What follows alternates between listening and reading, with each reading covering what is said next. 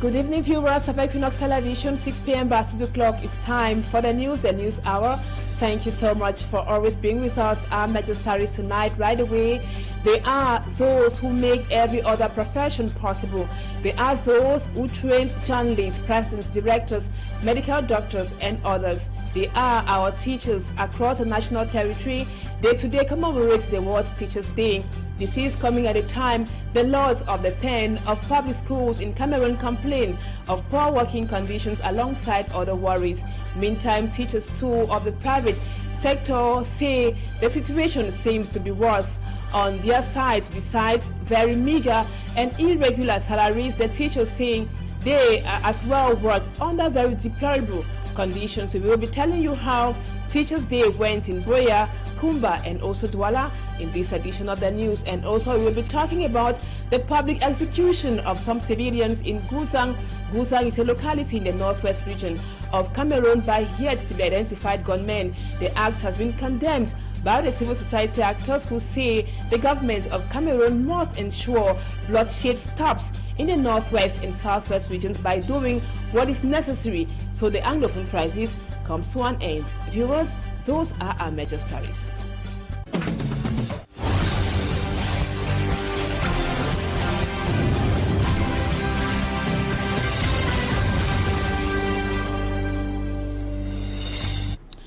Welcome back, viewers. We begin this edition of the news with this very shocking news from the northwest region of the country. The senior divisional officer of the Momo division has condemned the extrajudicial killing of 2 civilians in Guzang in the Momo division of the northwest region by reportedly armed separatist fighters. In a press release, the administrator said that the population are those who are also letting those people committing such atrocities. Let's now have more about what happened in Guzang with our reporter Babila Jonathan.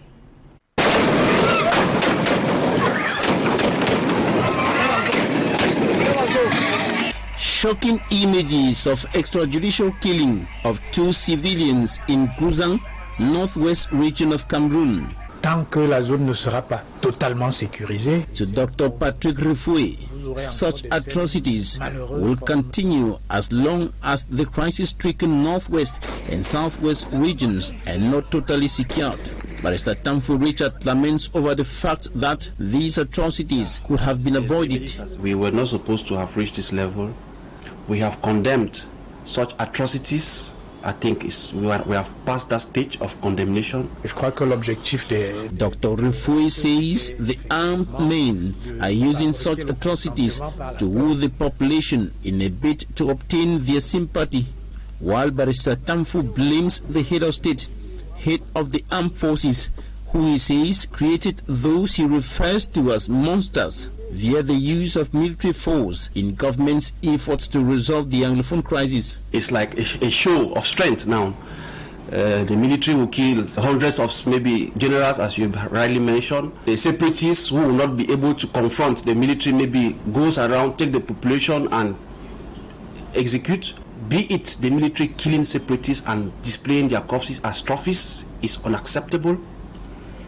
The separatist fighters on their own part who target the civilian population and commit extrajudicial killings in revenge of what the military did is unacceptable. To Barrister Tamfu, the head of state, who according to him is overwhelmed by the situation, should step down.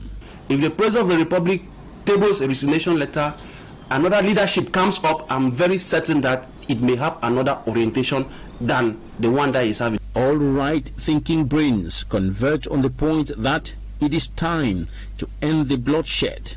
It is time to end the bloody war.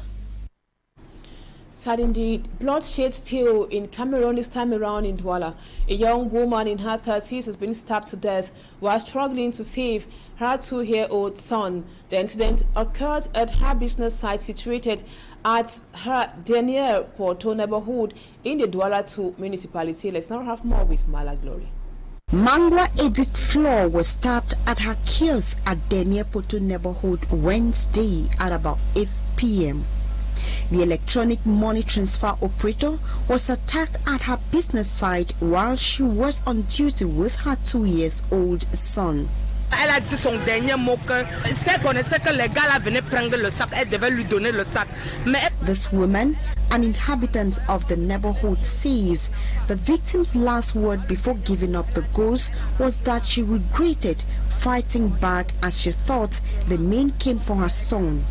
After the incident, the young woman in her 30s was immediately rushed to the Tegal hospital, where family members say they were not satisfied with the services offered.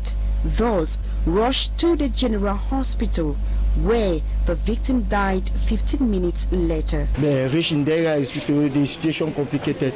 You're supposed to transfer from Tegal hospital immediately to Hospital General, where she dead. If they don't take care for you, since you don't reach 20 for Tegal, that must most sister not die.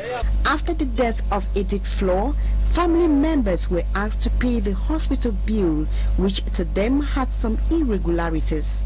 They give us a bill, very high bill, for 50 minutes when we arrived there.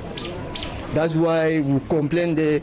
How we can pay a bill, we cannot see the bill because we want to snap the bill, but the authority of General Hospital refused that we cannot snap the bill. The mother of Mangwa Edith Flor Adenia Poto is a third case in the space of 2 months, indicating a high level of insecurity in the neighborhood.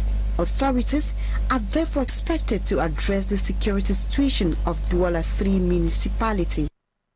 Now we take you to Bunaberi, where 6 individuals have been arrested in Douala. They will be charged for armed robbery in coaction by the military courts. The presumed bandits are accused of being behind most cases of robbery in Douala and its environs. Were arrested and presented to the public by officials of the Territorial Gendarmerie Brigade in Bunaberi. For me, I'm from Sanda completes the story for us. 6 in number, comprising 5 presumed bandits and their sales agent. The individuals are accused of being responsible for cases of robbery and banditry in the city of Douala and surroundings. According to Adjutant Chef Imana, the gang of 6 terrorized mainly inhabitants of Bunaberi, Bomono, the Bombari and the town of Suza. They met their doom on August the 21st, 2023 when they broke into a factory in the Bombari. In the course of this robbery attack, the men of the underworld made away with a lot of items, including a mobile telephone belonging to the wife of the security guard on duty. Through the telephone number, they were able to trace and track down one of the gang member, Kameni Tony Angel, on September 21st, 2023. A search in his home led to the discovery of some stolen items, including 3 mobile telephones used by the gang. Further investigations then led to the arrest of Ndogmoro Dick Anderson, Ndongkong Javis, Nebat Filson Photo, Etong Remy Bezeng, and Nju Donfak Frankie alias Watt. A further search in the home of one of the members, Nebat Filson, in the town of Suza, led to the discovery of a locally manufactured pistol and ammunition, according to gendarmerie sources. Same sources disclosed that the accused will be handed over to the state prosecutor at the military court in Douala and charged for armed robbery. In other news, dozens of houses have been demolished at the new town Aeroport neighborhood here in Douala. The exercise aims at avoiding casualties in case of any incident. Some of the victims who were notified and even compensated say the authorities should have shown them another place to settle so they are not left stranded, as Innocent Azet tells us in the report which comes up next. They are in the hundreds who have been rendered homeless following the demolition of the houses by airport authorities, who say built on land owned by the Douala International Airport. We were told to leave for security reasons. In case of a crash, no one should perish. This Thursday exercise to free the airport space is fruit of a quick notice served to the victims with October 4 as deadline. Victims have been compensated according to an inhabitant. At least these ones received something. Why are they still complaining? What of pioneer victims? They did not receive a franc. Faced with this situation, the victims say a new settlement should have been reserved to them, on which they could manage life with the token given to them.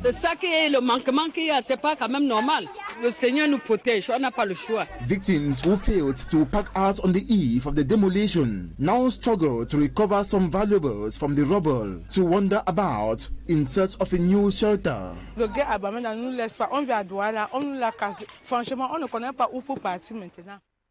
And now we told you in the headlines to this our major story. There are those who make every other profession possible. There are those who trained journalists, medical doctors, directors, and even presidents. They are our teachers. Today they are commemorating or observing the World Teachers' Day. They complain of poor working conditions. Let's now get to know how the World Teachers' Day happened in Kumba and in Boya in the southwest region of Cameroon with our staff lady Immaculate Fogui. Effervescence experienced on Teachers' Day before the escalation of the armed conflict in Anglophone Cameroon has almost disappeared. Due to rising insecurity, the Teachers' Day parade was excluded from the program. Teachers rather converged at the Intensive Vocational Training Center in Bongo Square to commemorate the day. For fear of the unknown, none of the teachers accepted to talk to our cameras. The governor of the Southwest region, Bernard Calabilai, urged teachers not to heed to security threats. The teachers in the Southwest region have given proof of their resilience and their patriotism. You know all what the teachers have faced. Some were killed by the terrorists because the terrorists wanted to kill the schools. In the town of Kumba, still in the southwest region, teachers decided to brave the odds by taking part in the Teachers' Day parade. The teachers urged the government to focus more on ending the crisis so things could come back to normal. It's been challenging for all these years from 2017 up to now that we've not felt the impact of being teachers. But today it has been a great day because we could feel being elated despite the challenges to march to show our state of patriotism as teachers. This time around, we had a very wonderful celebration. I will seize this opportunity to congratulate all my junior delegates. In the course of the event, some teachers were distinguished with certificates and labor medals. We will be telling you how it happens in Douala in the course of this edition of the news. Meantime, courage to all the teachers who brave our odds to ensure that Cameroonians have a bright future. We now talk health. In Cameroon, 30% of the local population is suffering from a congestive heart failure. Cardiologists say the mortality rate of those suffering from the disease has increased lately. During a symposium on the occasion of the launching of the first edition of the Congestive Heart Failure Medics called on patients to go in for early diagnosis. Lucy Liengu Esie tells us more. Recent statistics from cardiologists in Cameroon reveal that 30% of Cameroonians suffer from a congestive heart failure. A heart failure is a condition that develops when one's heart does not pump enough blood which the body needs. On the occasion of the launching of the first edition of the National Day of Congestive Heart Failure, cardiologists during a symposium threw more light on the illness. 1/3 of Cameroonians are hypertensive, meaning that the percentage of congestive heart failure is really high, more than 30% of the adult population. And more we are getting old, more we are having the disease. Why? Because our heart also fails. Medics say there are several causes of congestive heart failure. Some of the major risk factors for heart failure, like high blood pressure, diabetes, because high blood pressure, diabetes, smoking, those are some of the risk factors to have heart failure. Also, there are signs and symptoms when one is suffering from a heart failure. Someone who start having difficulty in breathing, shortness of breath when they want to exert, they want to do any effort, they are short of breath, they cannot breathe well. And the other symptoms, they can have swelling feet, they can have palpitations, they can feel dizzy. With the aim of reducing the rate of persons dying as a result of a congestive heart failure, Cardiologists call on patients with symptoms to visit the hospital early, that is, for diagnosis. Most people with heart failure are diagnosed when the disease is advanced, so they come to the hospital at late stages of the disease. So what would advise people, the population, is that when they start noticing any of these symptoms, they should go to the hospital immediately so that they can be evaluated and assessed. The theme of the first edition of the National Day of Congestive Heart Failure is reacting early to reduce the mortality rate. Now we take you out of our national frontiers in Niger. First, the country has assured today that the withdrawal of French soldiers, which should begin this week according to Paris, France, will be done according to its conditions and in compliance with its interest. And in the Democratic Republic of Congo, the DRC, 3 candidates are known for the posts of president that would take place, the presidential election that would take place in that country, in the DRC, that would be on December 20, 2023. Our foreign page roundup with Cedric Chakutio. In Niger, the French Army General Staff announced earlier on Thursday that its troops deployed in Niger will begin their withdrawal from the country. In the process, the National Council for the Safeguarding of the Fatherland Process confirmed this announcement in a press release published on the social networks. The 400 French soldiers based in Oualam in the west will be the first to pack up. The Niamey Air Base, where the majority of French soldiers are stationed, will then be dismissed by the end of the year. The French General Staff indicated Thursday morning that this management operation within the week, in a good order, in security and in coordination with the Nigerians. This decision comes after a standoff of more than 2 months with Niamey. And over to the Democratic Republic of Congo, 3 candidates are known for the presidential elections on the 20th of December 2023. Firstly, Dr. Denis Mukwege, Nobel Peace Prize winner in 2018, announced Monday in Kinshasa his candidacy for the December 20th presidential elections in the Democratic Republic of Congo. Martin Fayulu, unsuccessful candidate in the December 2018 election, is another candidate who confirmed his candidacy on Saturday. Thirdly, the outgoing president, Felix Antoine Tshisekedi, who was officially designated on Sunday as a candidate for the presidential elections on December 20th by the ruling political coalition, the Sacred Union. For now, campaigns are ongoing and voting will begin on the 20th of December 2023. And now we talk sports viewers. The president of the World Football Governing Body, FIFA, says that the 2030 FIFA World Cup will be a melting point for social and cultural cohesion. Giovanni Vincenzo Infantino makes that declaration during an event in which he announced that Morocco, Spain, and Portugal will host the 2030 FIFA World Cup. Smart Jikan Gabriel tells us more.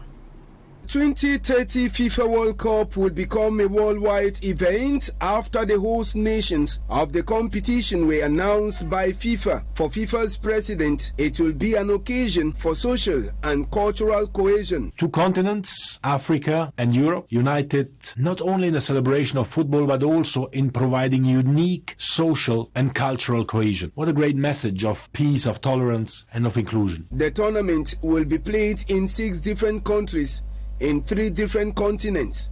The main host of the tournament will be Morocco, Spain and Portugal. The first 3 games of the FIFA World Football Jamboree will be played in Uruguay, Argentina and Paraguay. The centenary of the FIFA World Cup, whose first edition was played in Uruguay in 1930 in the most appropriate way.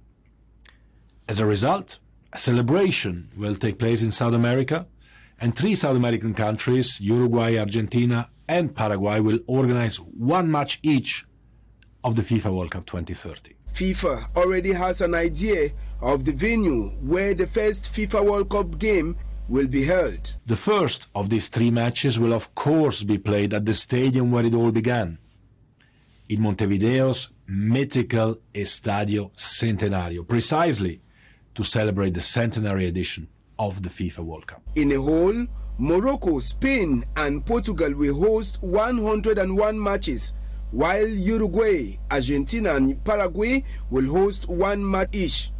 Spain last hosted the tournament in 1982, but it will be the first time for Morocco and Portugal, Morocco will become just the second African country to host the FIFA World Cup after South Africa in 2010.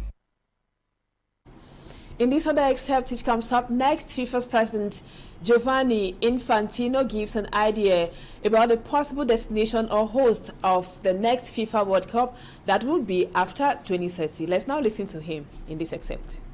2034, moving east to Asia and Oceania to ensure appropriate rotation between continents. In a divided world, FIFA and football are uniting. World football has unanimously agreed on something as important as the hosts of the FIFA World Cup, thus setting another example of how dialogue and mutual understanding can result in agreements where actually everyone wins, in particular the fans, the players, and all the regions of the globe. And viewers, that does it for the first part of the news. Thank you so much for always being there. Don't go away, Talking Points comes up next.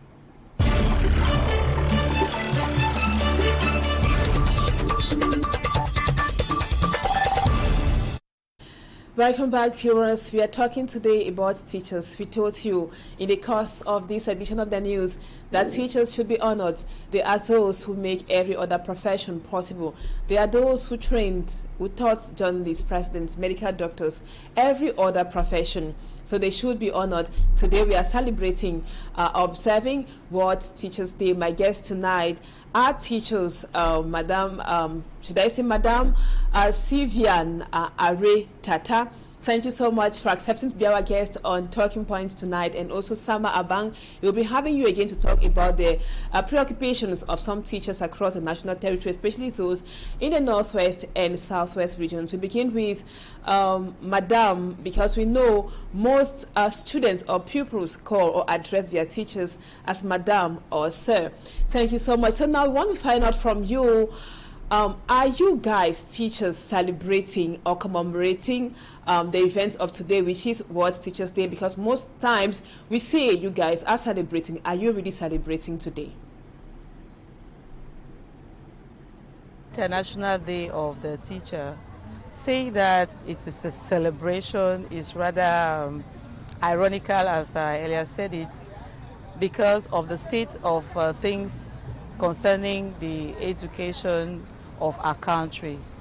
So it is more or less a time to reflect on the state of things, as I said, in the education sector. We know what is ongoing in the northwest and southwest regions for almost 7 years now. We know what happened at the start of school with the teachers who were killed on their way to school.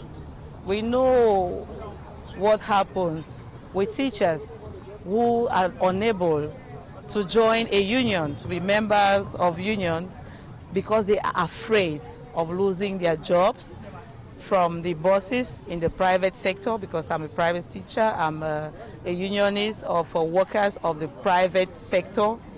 We know all what it takes. So saying that we are celebrating is a step. It's a step on the backs of teachers. And now let me rephrase my question. Does the World Teachers Day have its place in Cameroon, considering the context with the preoccupations of teachers, especially those of the public sector? It has its place because it is here that we are able to express in one voice, just as a comrade of the Union of the Public Sector did it. We need to reform our education system through the convening of a national forum of education, which has not taken place for the past 10 years now. And we are in the classrooms teaching with the same syllabuses. We are just being suppressed. We don't do what ought to be done. So if the state in place is unable to handle education properly, they should either hand it back to the teachers themselves for them to manage it, or else they quit the scene. Teachers are always complaining of poor working conditions. As a teacher, you're on the field. What do you people put into, what does it consist, the poor working conditions you guys always talk about? Can you explain to us more? The problems which is faced by teachers in general of the private sector is the poor working condition, poorly built structures, poorly paid salaries. Some teachers are paid for 9 months, 6 months, and they send them away for them to come next year and reapply in another school. I will use this opportunity as a unionist to say that most of our colleagues, they vehemently refuse to join the union because they fear to lose their job, a job which is not secured. Because don't tell me, if you are not being insured at the social insurance, if you don't have a convenient salary, we know the price hikes in the society, everything is expensive. If you can't do that, then you are unable to join your union, your teachers' union per se, because you're afraid to use your job. You prefer to be pampered or to cajole the boss in order to secure your job. It is unprofessional. It is unprofessional. Some of us, we've decided to join the union because we know what it takes to become a teacher. Thank you, Madam Ari. You are a trade unionist here in Douala. Now let's move on to Boya to meet another trade unionist. He is a teacher at the Bilingual Grammar School in Moliko. Sama Abangungwa, thank you so much for accepting to talk to us about the plight of teachers, especially in the Northwest and the Southwest regions. I want to find out from you, why is it that teachers in the Northwest and the Southwest regions seem not to be having the same preoccupations, difficulties with those of the public sector in other parts, in the other 8 regions of Cameroon? Why are you not into the OTS and the OTR movement, led movement by teachers of public schools in the country? What teachers, particularly in the Northwest and the Southwest, have gone through, nobody would blame us for not being actively involved in OTS and OTR. We have been through a crisis that is still going on for the past 6 years, where teachers have not been seen as victims and targets, but have been seen as accomplices and treated as such.